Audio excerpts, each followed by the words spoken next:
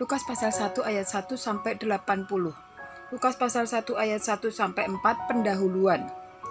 Theophilus yang mulia, banyak orang telah berusaha menyusun suatu berita tentang peristiwa-peristiwa yang telah terjadi di antara kita, seperti yang disampaikan kepada kita oleh mereka yang dari semula adalah saksi mata dan pelayan firman. Karena itu, setelah aku menyelidiki segala peristiwa itu dengan seksama dari asal mulanya, aku mengambil keputusan untuk membukukannya dengan teratur bagimu, supaya engkau dapat mengetahui bahwa segala sesuatu yang diajarkan kepadamu sungguh benar. Lukas pasal 1 ayat 5-25, pemberitahuan tentang kelahiran Yohanes Pembaptis. Pada zaman Herodes, Raja Yudea, adalah seorang imam yang bernama Sakaria dari rombongan Abia. Istrinya juga berasal dari keturunan Harun, namanya Elisabet. Keduanya adalah benar di hadapan Allah dan hidup menurut segala perintah dan ketetapan Tuhan dengan tidak bercacat. Tetapi mereka tidak mempunyai anak sebab Elisabet mandul dan keduanya telah lanjut umurnya. Pada suatu kali waktu tiba giliran rombongannya, Sakaria melakukan tugas keimaman di hadapan Tuhan. Sebab ketika diundi sebagaimana lazimnya untuk menentukan imam yang bertugas, dialah yang ditunjuk untuk masuk ke dalam bait suci dan membakar ukupan di situ. Sementara itu seluruh umat berkumpul di luar dan sembahyang. Waktu itu adalah waktu pembakaran ukupan. Maka tampaklah kepada Sakaria seorang malaikat Tuhan berdiri di sebelah kanan mezbah pembakaran ukupan. Melihat hal itu, ia terkejut dan menjadi takut. Tetapi malaikat itu berkata kepadanya, "Jangan takut, hai Sakaria, sebab doamu telah dikabulkan dan Elisabet istrimu akan melahirkan seorang anak laki-laki bagimu dan haruslah engkau menamai dia Yohanes. Engkau akan bersukacita dan bergembira. Bahkan banyak orang akan bersukacita atas kelahirannya itu. Sebab ia akan besar di hadapan Tuhan dan ia tidak akan minum anggur atau minuman keras dan ia akan penuh dengan Roh Kudus mulai dari rahim ibunya. Ia akan membuat banyak orang Israel berbalik kepada Tuhan Allah mereka. Dan ia akan berjalan mendahului Tuhan dalam roh dan kuasa Elia untuk membuat hati bapak-bapak berbalik kepada anak-anaknya dan hati orang-orang durhaka kepada pikiran orang-orang benar, dan dengan demikian menyiapkan bagi Tuhan suatu umat yang layak baginya." Lalu kata Sakaria kepada malaikat itu, "Bagaimanakah aku tahu bahwa hal itu akan terjadi? Sebab aku sudah tua dan istriku sudah lanjut umurnya." Jawab malaikat itu kepadanya, "Akulah Gabriel yang melayani Allah, dan aku telah diutus untuk berbicara dengan engkau dan untuk menyampaikan kabar baik ini kepadamu. Sesungguhnya engkau akan menjadi bisu dan tidak dapat berkata-kata sampai kepada hari di mana semuanya itu terjadi, karena engkau tidak percaya akan perkataanku yang akan nyata kebenarannya pada waktunya." Sementara itu orang banyak menanti-nantikan Sakaria. Mereka menjadi heran bahwa ia begitu lama berada dalam bait suci. Ketika ia keluar, ia tidak dapat berkata-kata kepada mereka, dan mengertilah mereka bahwa ia telah melihat suatu penglihatan di dalam bait suci. Lalu ia memberi isyarat kepada mereka, sebab ia tetap bisu. Karena ketika selesai jangka waktu tugas jabatannya, ia pulang ke rumah. Beberapa waktu kemudian Elisabet istrinya mengandung, dan selama 5 bulan ia tidak menampakkan diri. Katanya, "Inilah suatu perbuatan Tuhan bagiku, dan sekarang ia berkenan menghapuskan aibku di depan orang." Lukas pasal 1 ayat 26 sampai dengan 38. Pemberitahuan tentang kelahiran Yesus. Dalam bulan yang ke-6, Allah menyuruh malaikat Gabriel pergi ke sebuah kota di Galilea bernama Nazaret, kepada seorang perawan yang bertunangan dengan seorang bernama Yusuf dari keluarga Daud. Nama perawan itu Maria. Ketika malaikat itu masuk ke rumah Maria, ia berkata, "Salam, hai engkau yang dikaruniai, Tuhan menyertai engkau." Maria terkejut mendengar perkataan itu, lalu bertanya di dalam hatinya, "Apakah arti salam itu?" Kata malaikat itu kepadanya, "Jangan takut, hai Maria, sebab engkau beroleh kasih karunia di hadapan Allah. Sesungguhnya engkau telah mengandung dan akan melahirkan seorang anak laki-laki, dan hendaklah engkau menamai dia Yesus. Ia akan menjadi besar dan akan disebut anak Allah yang maha tinggi, dan Tuhan Allah akan mengaruniakan kepadanya tahta Daud bapa leluhurnya, dan ia akan menjadi raja atas kaum keturunan Yakub sampai selama-lamanya, dan kerajaannya tidak akan berkesudahan." Maka kata Maria kepada malaikat itu, "Bagaimana hal itu mungkin terjadi, karena aku belum bersuami?" Jawab malaikat itu kepadanya, "Roh Kudus akan turun atasmu, dan kuasa Allah yang maha tinggi akan menaungi engkau. Sebab itu anak yang akan kau lahirkan itu akan disebut kudus, anak Allah.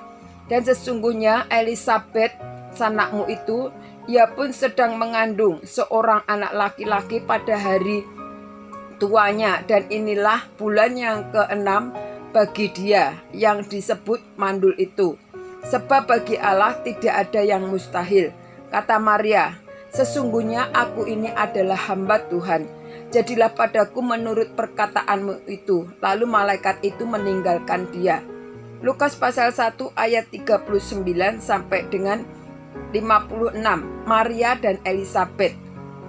Beberapa waktu kemudian berangkatlah Maria dan langsung berjalan di pegunungan menuju sebuah kota di Yehuda.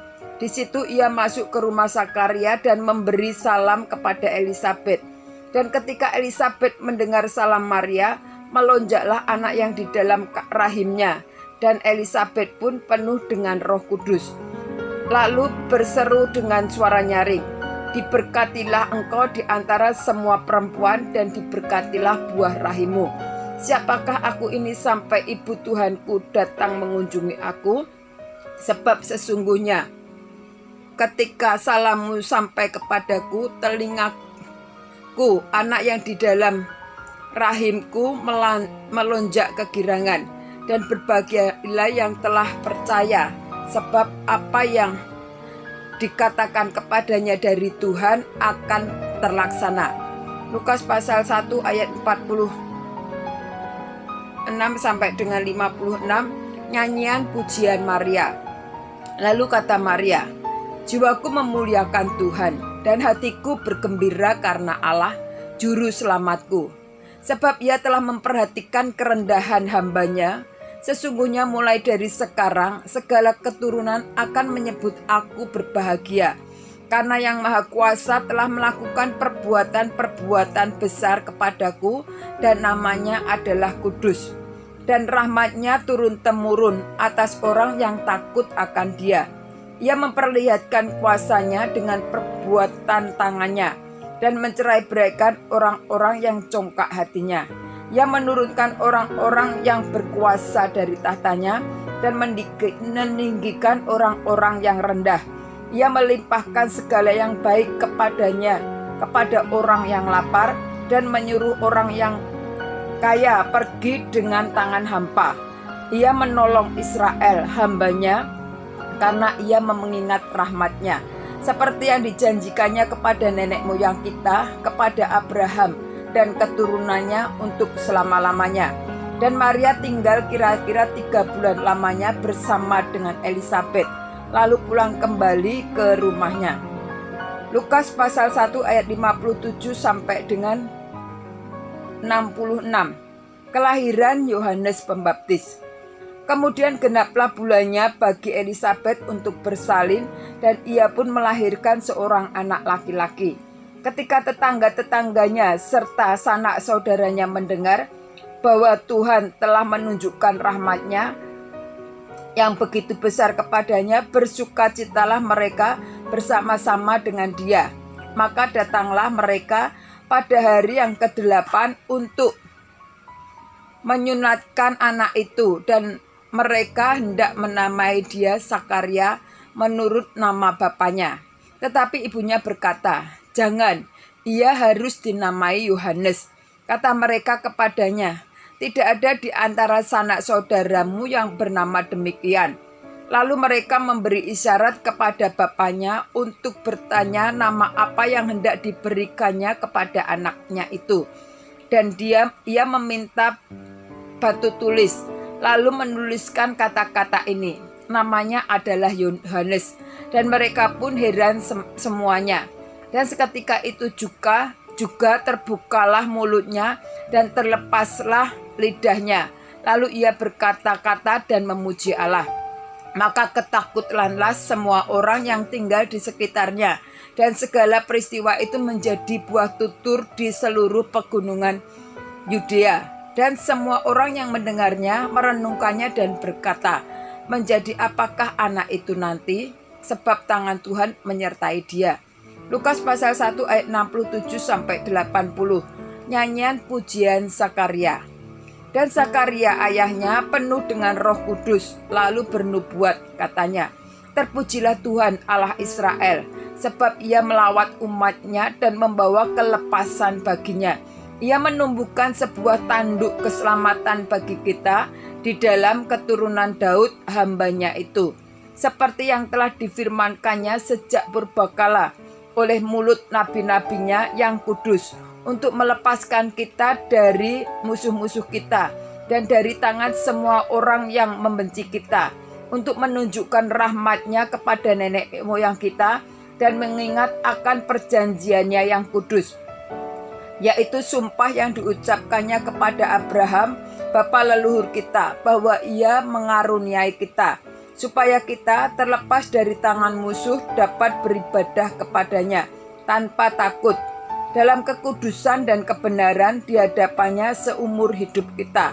Dan engkau, hai anakku, akan disebut Nabi Allah yang Maha Tinggi, karena engkau akan berjalan mendahului Tuhan untuk mempersiapkan jalan baginya, untuk memberikan kepada umatnya pengertian akan keselamatan yang berdasarkan pengampunan dosa-dosa mereka, oleh rahmat dan belas kasihan dari Allah kita, dengan mana ia akan melawat kita surya pagi dari tempat yang tinggi, untuk menyinari mereka yang diam dalam kegelapan dan dalam naungan maut, untuk mengarahkan kaki kita kepada jalan damai sejahtera.